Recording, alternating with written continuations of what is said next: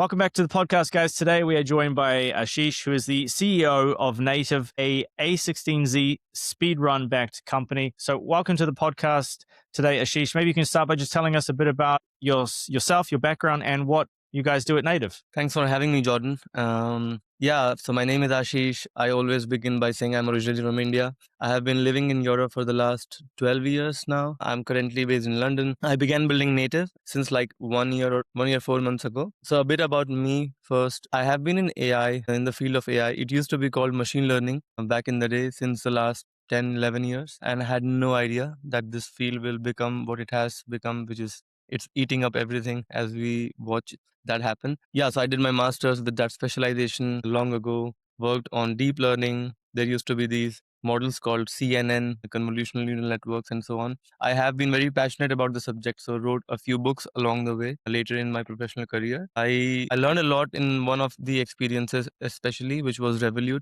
So I was working as an ML engineer, then eventually as a tech lead, stayed there for 4 years, saw the company grow 30, 40x, going from 5 countries to 51 countries. And yeah, like last year or so, it just came to me that I should be building something on my own coming out of all of these job experiences. And that's where the idea of Native was born, which is an AI localization platform for businesses to adapt or tailor or translate their marketing or product content for different languages and cultures. Yeah, I love it. And as soon as I saw the concept, I thought, makes so much sense. Makes so much sense. Thank you. Everybody is adopting like localization of content. I see even YouTube is doing it now. Mr. Beast was somebody super earlier to it, where he saw the massive market and how the US market is great to sell into, but if you can access some of these other gigantic markets, it's pretty crazy what you can do. So I imagine you saw something similar and solved that problem with Native. You're sort of uniquely positioned in the machine learning and AI space. I'd love to hear a little bit more about how you've seen things evolve in the AI space and where you think we are now and where you think maybe we are going. Oh, I would say that's a topic of discussion for like hours.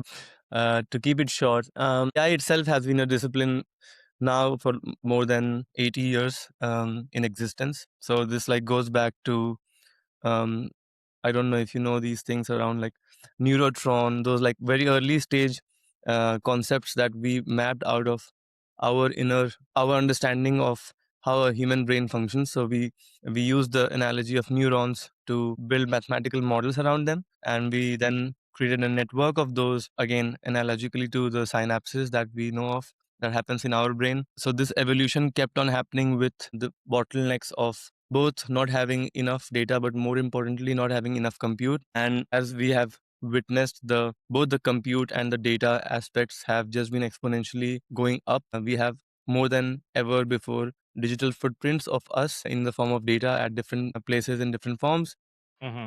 Companies like Nvidia are just going crazy with how much compute that can be performed on a given size of a chip. So with all of this, the mathematical modeling also became more and more possible.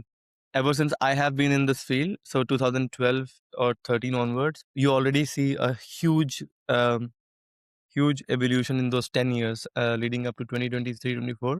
This new kind of model, transformer model, was roughly invented in 2016, 17. In Google, there was this research paper, Attention is All You Need, which introduced the concept. But there was no practical, like, revolutionary application that came out of it. There was like few sparks here and there, but it all felt like we are still doing like linear improvements going Mm-hmm. from 2013 to 14 to 15. So for example, 2014 had AlexNet, which was like more revolutionary at the time, which was the first image based model, which could detect cats versus dogs and so on. So that was supposed to be like a huge thing. Then Transformers came and it was perceived to be significant, but not at all to this extent. And Mm-hmm. then commerce came into play. So fun fact about OpenAI, it has also been existing since 2015 or 16.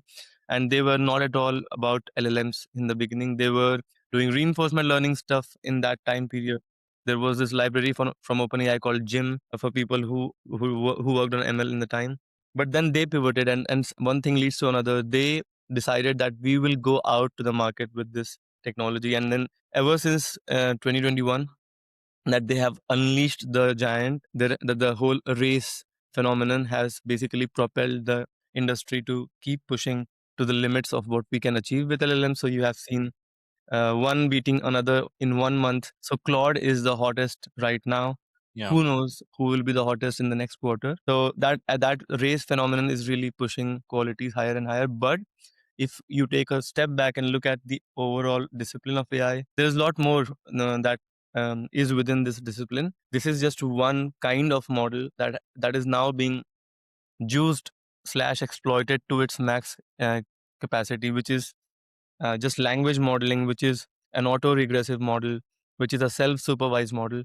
But there is a huge spectrum of things like convolutional networks are its own thing, but they are still deep learning. So forget deep learning. Evolutionary programming is its own thing. So yeah, there is a lot of subfields within AI, but the AI that we know today is essentially deep learning slash LLM slash transformer on mega steroids. Mega storage. I love it.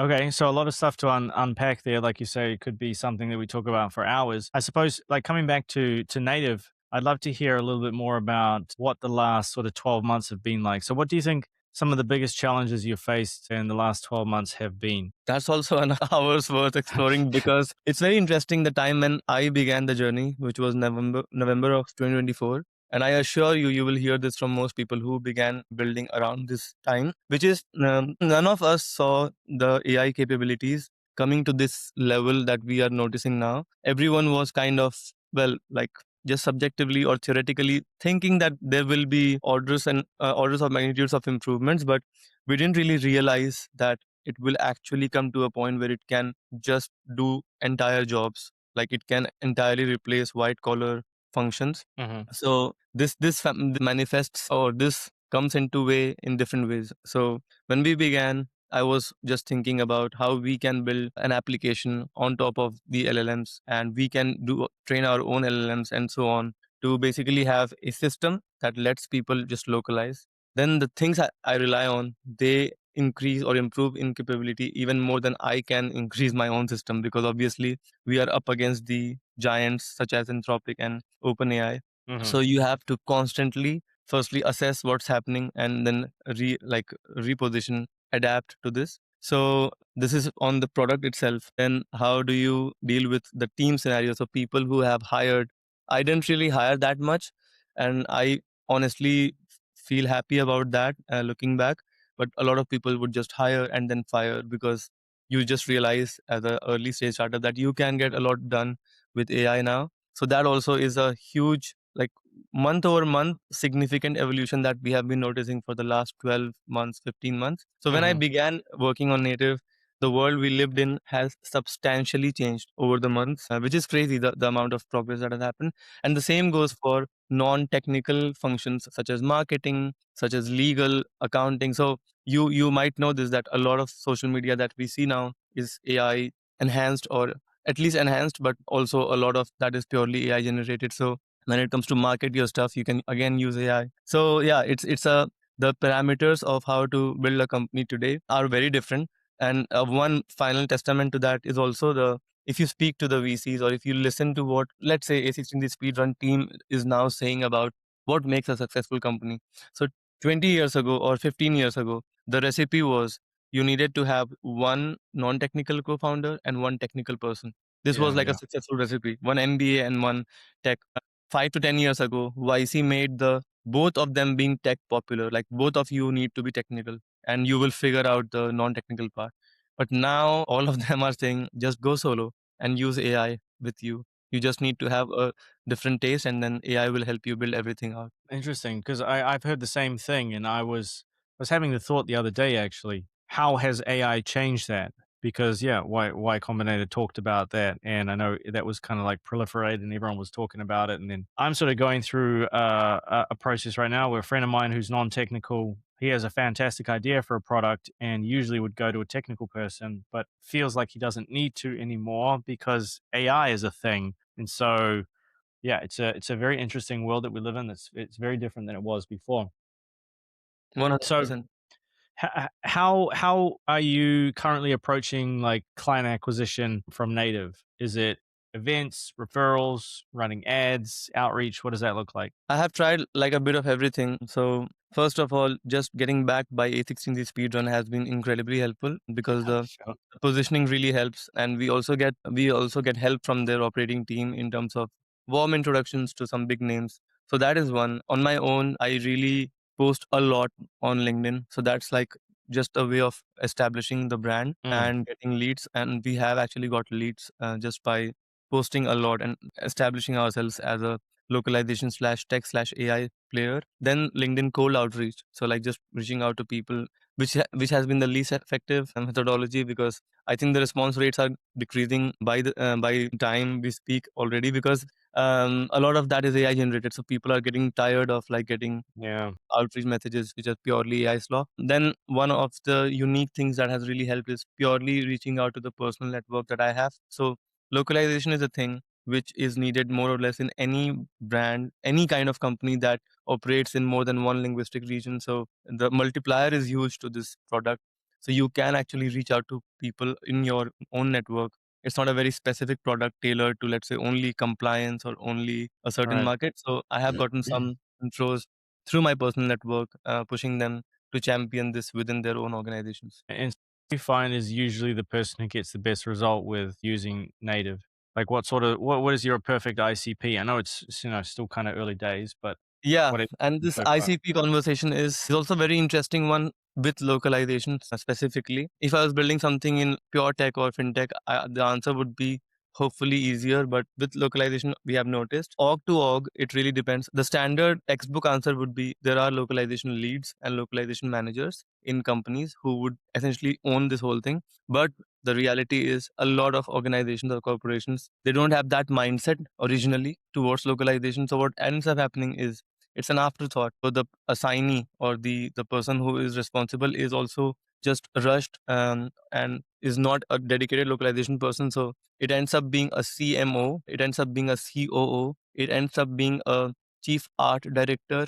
Even I have a customer where the decision maker is a chief art director, and it can also be a strategy person. So it's really broad. One has to check in hierarchy. If there is no localization vertical, then look for this or then look for that. So yeah, ICP is a bit mixed, but this is more in terms of the role of the person. But in terms of just the size of customers, one thing that we made a huge mistake on this, which is very like obvious in hindsight, that we were trying to go all sizes, obviously, because we thought we are gonna sell this to everyone. So we were going to Mhm. small players, big players, everyone.